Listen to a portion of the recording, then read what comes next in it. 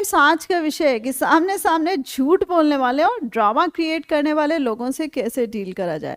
होता क्या है कि इस तरीके के जो लोग होते हैं या इस तरीके की सिचुएशंस क्रिएट जब करी जाती हैं, तो ऐसी जो सिचुएशंस होती हैं वो रादर देन मेल्स फीमेल्स के सामने ज़्यादा करी जाती है। मेल्स के लिए तो क्या होता है कि वो या तो गुस्सा अपना जाहिर कर देंगे या वो उस जगह को छोड़कर चले जाएंगे या मोस्टली चुप ही रहते हैं। तो मेल्स के सामने इस तरीके की गुस्ताखी करने वाले लोग कम होते हैं, बट फीमेल्स को आमतौर पे ये सारी चीज़ें झेलनी पड़ती हैं। और ये सारी चीज़ें जो करने वाले लोग होते हैं वो कोई और नहीं होते हैं, वो सो कॉल्ड रिश्तेदार होते हैं, कई बार परिवार के लोग होते हैं, कई बार नियर एंड डियर्स होते हैं और कई बार ये फ्रेंड सर्कल्स में भी कुछ लोग होते हैं। तो फ्रेंड्स, बात ये आ रही है कि जब इनकी डीलिंग करी जाए, कैसे करी जाए, क्योंकि ये लोग, जो पहली बात आ रही है कि ये लोग मीठी छुरी की तरह होते हैं, बहुत ही पोलाइट होते हैं, बहुत ही हम्बल होते हैं और बहुत ही अट्रैक्टिव पर्सनैलिटी के होते हैं। यानी कि ये टॉक्सिक तो कतई नहीं होते हैं, लेकिन ये जहरीले जरूर होते हैं। और इनकी जो पूरी मंशा होती है कि वो हमें किसी तरीके से टॉक्सिक क्रिएट कर दें। तो ये जो सो कॉल्ड हम्बल और पोलाइट लोग होते हैं फ्रेंड्स, ये क्या करते हैं कि हमारी अनड्यू सबके सामने केयर करने लगते हैं और ये हमारा वेट करते हैं। बीच बीच में ये प्रोवोक भी करते हैं कि आप किसी तरीके से कुछ एक्शन का रिएक्शन करें या कुछ आप इनकी बात से चिढ़े, जिससे इनको बात प्रोपोगेट करने को मिल जाए। तो फ्रेंड्स, ऐसे जो लोग हैं, सबसे पहली जो चीज़ आ रही है कि भैया ऐसे लोगों से सतर्क रहें। आपको एक बार पता लग गया है कि भाई ये इस तरीके के लोग हैं, तो आगे इनकी प्यारी प्यारी मोहब्बत भरी बातों में नहीं आना है और इनको ज़्यादा तवज्जो नहीं देनी है। दूसरी चीज़, जिस तरीके से ये आपको चेप कर रहे हैं, पीछे पड़े हुए हैं, सो आपको भी सबके सामने ये शो नहीं करना है कि आप इनसे चिढ़ रहे हो और आप इनको पसंद नहीं कर रहे हो, क्योंकि जो लोग इनको पसंद कर रहे हैं वो गलती से भी इनके अगेंस्ट में नहीं सुनते। वो जो सो कॉल्ड लोग होते हैं वो हमारे खुद के अपने लोग होते हैं।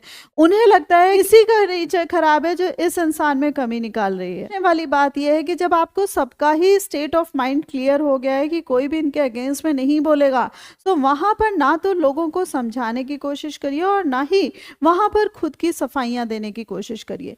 तीसरी जो चीज आ रही है फ्रेंड्स, ये लोग जो क्रिएट करते हैं ना कि सारी चीजें जो आसपास गलत हो रही हैं या आपके परिवार में गलत हो रही हैं या आपके अपनों के साथ गलत हो रही है, उसके जिम्मेदार जो है वो आप ही हो। तो फ्रेंड्स, ये क्या करते हैं, ये प्यार मोहब्बत से ही अच्छे अच्छे शब्दों में बोल रहे होते हैं और जानबूझकर ये ऐसे बोल रहे होते हैं कि हमारे कानों में पड़े और हमें इसी तरीके से हैरास कर रहे होते हैं। वहां पर ये जो बोलने वाले सो कॉल्ड लोग होते हैं, ये सीनियर भी होते हैं, पोजीशन होल्ड भी कर रहे होते हैं, उम्र में भी बड़े होते हैं। तो अगर वहां पर आपने कुछ भी बोला, सो फ्रेंड्स, गुस्ताखी हो जाएगी। सो कोशिश करिए कि पब्लिकली इनको कुछ भी ना बोले। अब जो नेक्स्ट चीज आ रही है, इनको पब्लिकली तो कुछ नहीं बोलना है, लेकिन जब ये अकेले दो पे दो मिल रहे हैं ना फ्रेंड्स, तो इनको बिठा के इनको कायदे से इनको सारी चीजें अच्छे से समझा भी दीजिए कि इस तरीके से जो आप हर घड़ी घड़ी आप मुझे रिस्पॉन्सिबल ठहराते हैं, आपने फला जगह ये प्रॉब्लम क्रिएट करी थी, आपने फला जगह ऐसे किया था और फला जगह ये जो सारी की सारी चीजें क्रिएट हुई है वो आपकी वजह से हुई थी। तो फ्रेंड्स, ये सारी चीजें आप कब बोल पाएंगे?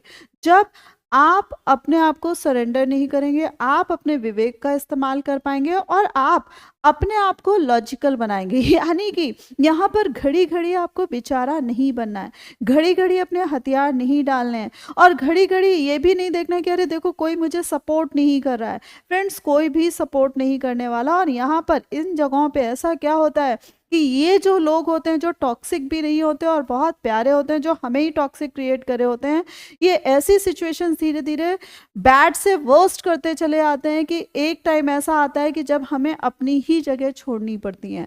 तो फ्रेंड्स, इनको टैकल करने का तरीका होता है इन्हीं की तरह प्यार मोहब्बत से पेश आए। इनको अंडे इम्पोर्टेंस तो छोड़िए, इम्पोर्टेंस भी मत दीजिए। और लेकिन जब ये सबके सामने आया तो जैसे कहते हैं ना कि चंट चालाक बनना भी जरूरी होता है, सो इनको उसी तरीके से हैंडल करिए और इनसे रादर देन डिस्टर्ब होने के, जैसे ये हमारी लाइफ से खेल रहे हैं, इसी तरीके से इनसे भी खेलना शुरू करिए। तो फ्रेंड्स, ये हमारी लाइफ है, ये हमारा घर परिवार है, किसी को भी हमें इतनी इजाजत नहीं देनी चाहिए कि जो हमें डिस्टर्ब कर सके या हमारा परिवार डिस्टर्ब कर सके। सो फ्रेंड्स, XYZ वो कोई भी हो, ये जो ओवर स्वीट लोग होते हैं, ये हमारे जो अपने सो कॉल्ड आसपास के जो इनोसेंट लोग होते हैं उनके दिमाग से खेल जाते हैं। यानी कि उनके दिमाग में इतना जहर भर देते हैं कि वो भी हमसे चिढ़ करने लगते हैं।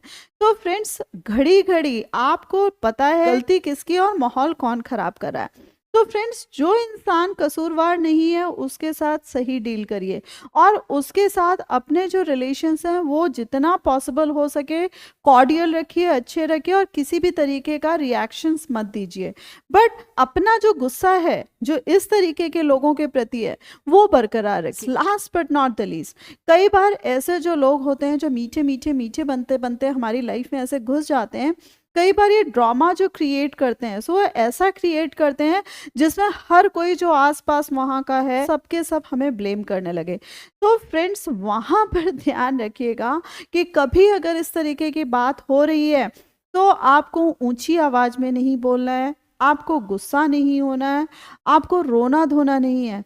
बस जो जो चीजें आपके अगेंस्ट बोली जा रही हैं उनको विद लॉजिक्स बस आपको काटना है और आपके पास सारे के सारे प्रूफ्स भी होने चाहिए कि जब जिस जगह पे अगले बंदे ने आपसे कुछ करने को कहा था या अगले बंदे ने सारी की सारी चीजें स्पॉइल करी हैं।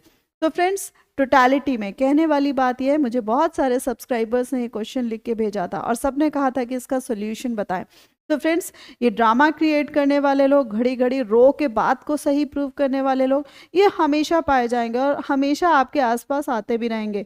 लेकिन यस, अगर आप अपने आप में स्ट्रांग हैं, अपने आप में लॉजिकल हैं और अपने आप को प्रूव करना आता है रादर देन बेचारा बनने के, फ्रेंड्स आपको हमेशा सॉल्यूशंस मिल जाएंगे। सो फ्रेंड्स, होप आपको वीडियो पसंद आया होगा, बट कौन सा पॉइंट सबसे ज़्यादा अच्छा लगा मुझे कमेंट करके ज़रूर बताइएगा। एंड यस, वीडियो पसंद आया तो उसको लाइक करना मत भूलिएगा, अपने फ्रेंड्स के साथ शेयर करना मत भूलिएगा और ऐसे ही लाइफ लेसन्स जानने के लिए मेरे चैनल को सब्सक्राइब कर दीजिएगा। तो thanks a lot for giving me this much.